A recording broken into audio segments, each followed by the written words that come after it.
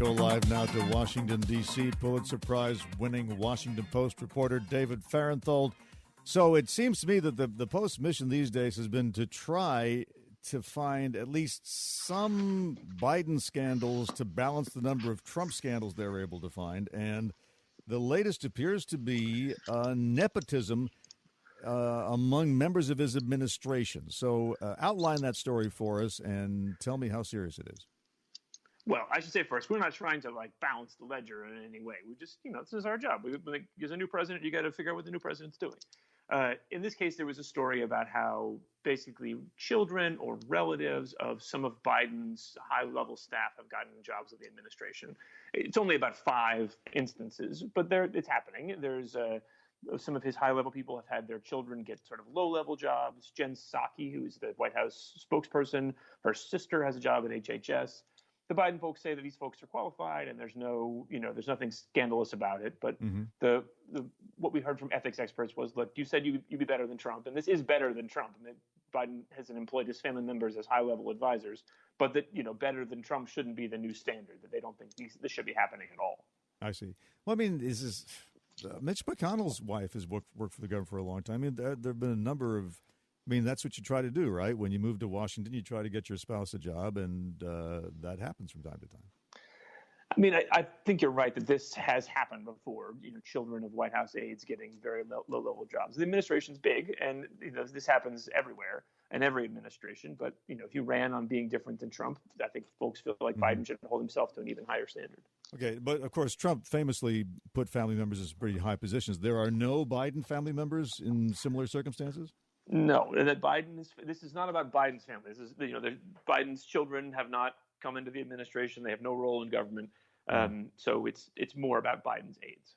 Okay, what do you make? This surprised me. I guess it shouldn't have, but I was reading a piece about the number of interviews Donald Trump is giving to authors who are writing books about him, including Michael Wolff, who really torched him in that book, Maggie Haberman, one of your colleagues, Carol Leonnig, although he is refusing to do the latest Bob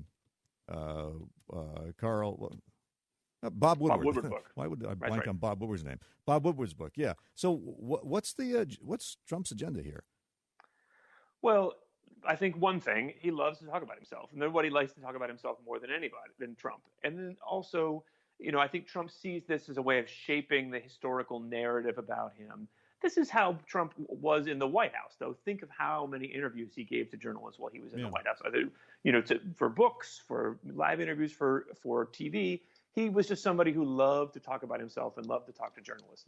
The thing about Trump is that for as much as he attacked the news media, nobody cares more about how the news media views him or reads more news media coverage of himself than Donald Trump. So I'm not surprised that would continue into his post-presidency. Yeah, but he knows everything he says can and will be used against him, right? Oh, sure. And to me, I sort of wonder about the value of this. We've had so many years of seeing that Trump's statements about himself and his legacy are totally untethered from reality in some cases. So just the fact that Trump says something happened doesn't mean it actually did happen. So it's valuable to get his input, but it's not quite the same as getting some other former president to tell you his story, because in Trump's case, you can't be sure that what he's telling you actually happened. Yeah. On your continuing investigation to find out what's in those tax returns, is there any progress report on that? Well, we've heard that Alan Weisselberg, so there's a long-running investigation, as your listeners probably know, of Trump's company by the Manhattan DA and the New York Attorney General. And that seems to be coming closer to a conclusion. Alan Weisselberg, who's Trump's CFO, is under a huge amount of pressure. He seems to be refusing to cooperate with investigators so far, which I think makes it likely that Weisselberg himself will be charged with some sort of crime, possibly as early as this summer. So I think if that happens, if Weisselberg is charged, we'll be able to see what evidence they've really gathered against Trump, which includes a look at Trump's tax returns. Because whatever Trump did, Weisselberg had a hand in, and Weisselberg may be charged with it too.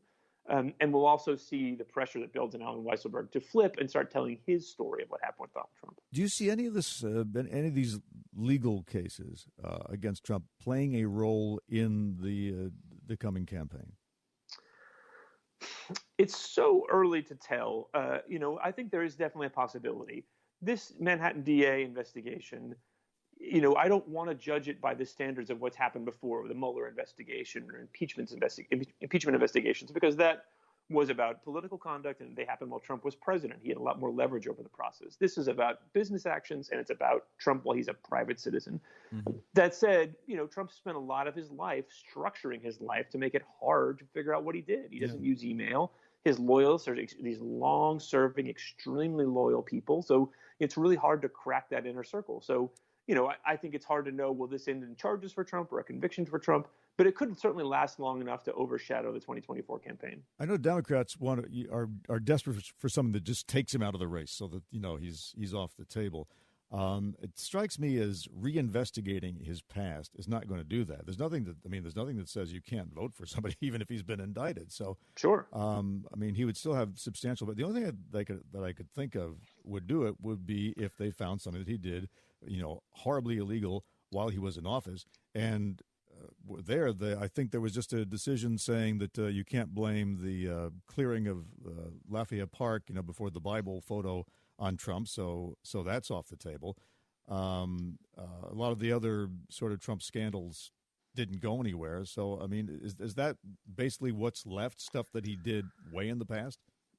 Yeah, I think you're right that, it's hard to know what Democrats should wish for here in terms of I hope that isn't the calculation that the Manhattan DA is making. What case can I bring that will have the most political damage to Trump?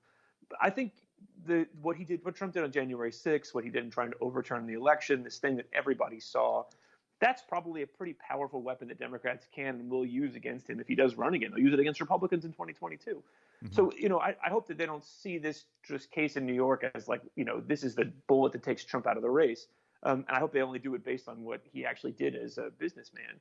I don't know, for Democrats, it's hard to know what strategy would work against Trump. What he's doing now, Trump, which is sort of remaining at his golf club and not showing his face anywhere, I think that actually is the most damaging thing he could do. And you've actually started to see that erosion of Trump's support, even in Republican polls of 2024, as Trump has just gotten off the stage, and people like Ron DeSantis in Florida have started to come on the stage instead.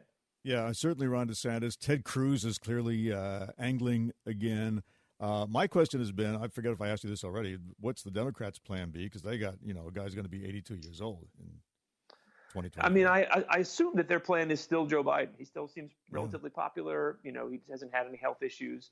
And I assume their plan B is Kamala Harris, who is, obviously the sitting vice president, but has never run a successful presidential campaign. I think that'll be a tough sell. Yeah. She doesn't have the same kind of broad, beloved, image that Joe Biden did. She's hopefully going to, for her sake, hopefully she's going to have a chance to build that. Yeah. But she would be a much less powerful candidate, I think, than Biden. So, I think Biden will run again if he's healthy. But if he doesn't, I don't think it's Harris as a shoo-in. Yeah. David Fahrenthold live from the Washington Post. Thanks, David. Thank you.